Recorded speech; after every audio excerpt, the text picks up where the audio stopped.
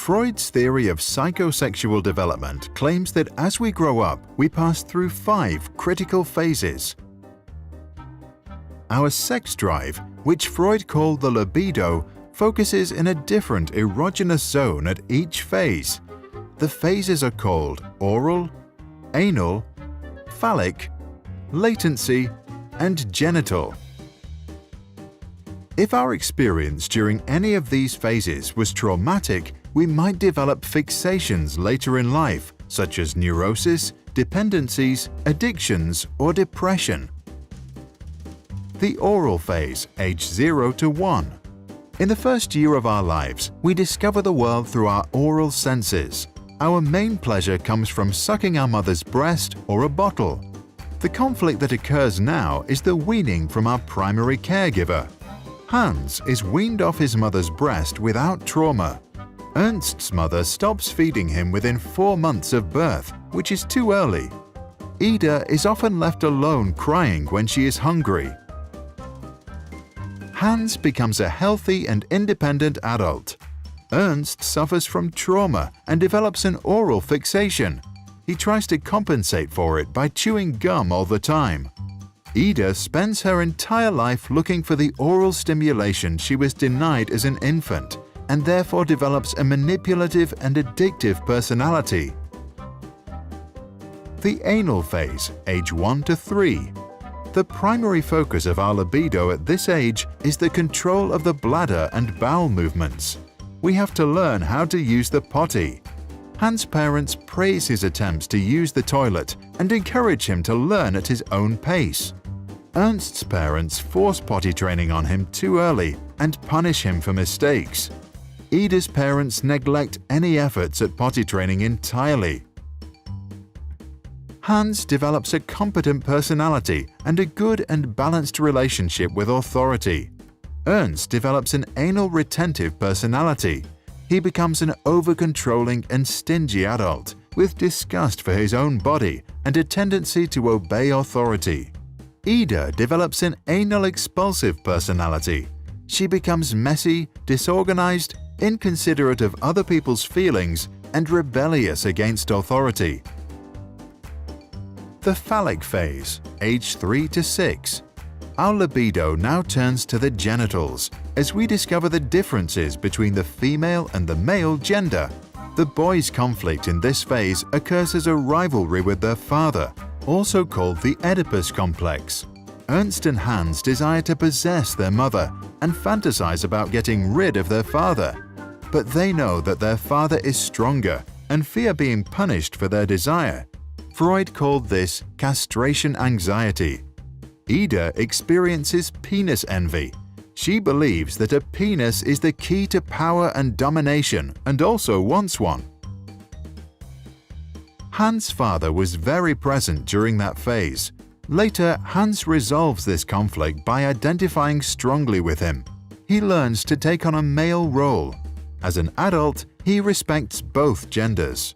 Ernst, whose father was absent during that phase, fails to develop a strong sense of manhood. He has a mother fixation and is not sure about his sexuality. He also tends to be aggressive towards women and constantly needs to compete with other men. Ida, like all women, maintains her penis envy for the rest of her life, which in her case causes an inferiority complex towards men. Latent phase, age 7 to 13. In this phase, our libido is suppressed as our sexual energy is being sublimed into developing life skills. Our superego strengthens, and we strongly identify with social values, same-sex heroes, and friends. Hans follows many hobbies. Ernst loves learning at school, and Ida makes lots of new girlfriends. There is no real conflict in this phase. All 3 of them benefit for the rest of their lives from the skills they developed during latency.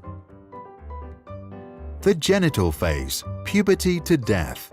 Once we reach puberty, our libido starts to become active again and we develop an interest in sexual partners. Hans, Ida, and Ernst face the challenge of balancing the sexual desires of the id and the needs of the superego to obey social norms. The development of a strong ego helps to find a compromise between the two. Hans, who has experienced a childhood without much trauma, succeeds in building a strong ego. He is disciplined at work, has a loving relationship, and a fulfilled sex life. Ernst's ego is weaker than his superego. He obeys norms and authorities, and as a result, suppresses his desires, which leads to the development of perversions. Ida has a weak ego and a weak superego. Her sexual needs are more important than social norms or other people's feelings. She is egoistic and feels no guilt for breaking the law or hurting others. To understand the theory, we need to see it in the context of Freud's famous work on the unconscious. By acknowledging that we have a subconscious, he also implied that we store memories of early childhood and other experiences without even realizing it. These past experiences then unconsciously influence our behavior on a daily basis. Freud claimed that our mind operates in 3 spheres, which we can imagine as a submarine. The unconscious level operates the id. The preconscious level operates the superego. The conscious and preconscious levels operate our ego. Young children are driven by the id and demand immediate satisfaction. At around age 7, we begin to develop a superego and want to become good moral citizens and please others. The ego is formed with adolescence to balance the two forces. Sigmund Shlomo Freud was an Austrian neurologist and the founder of psychoanalysis. Freud theorized that the unconscious would remember and store all our experiences. Later, they pop up from time to time through dreams and associative thoughts. By revealing traumatic memories and desires through conversation, we can free ourselves from our neuroses and live a more healthy and fulfilled life. He recommended, we should not strive to eliminate our complexes, but to get into accord with them. They are legitimately what directs our conduct in the world. What do you think about this theory and the practice of psychoanalysis? Is there some truth in it? Do we have an unconscious? If so, does it really store all our childhood experiences and influence our behavior as adults? Please share your thoughts in the comments below.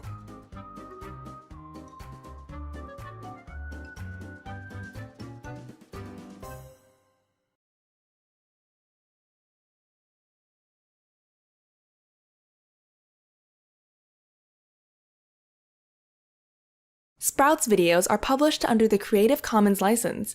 That means our videos are free and anyone can download, edit, and play them for personal use. And public schools, governments, and nonprofit organizations can also use them for training, online courses, or designing new curriculums. To help us stay independent and support our work, you can join our patrons and contribute. Just visit patreon.com/sprouts. Even $1 can make a difference. If you have deep insights into academic topics and want to help us explain complicated ideas in simple language, please contact us at sproutsschools.com.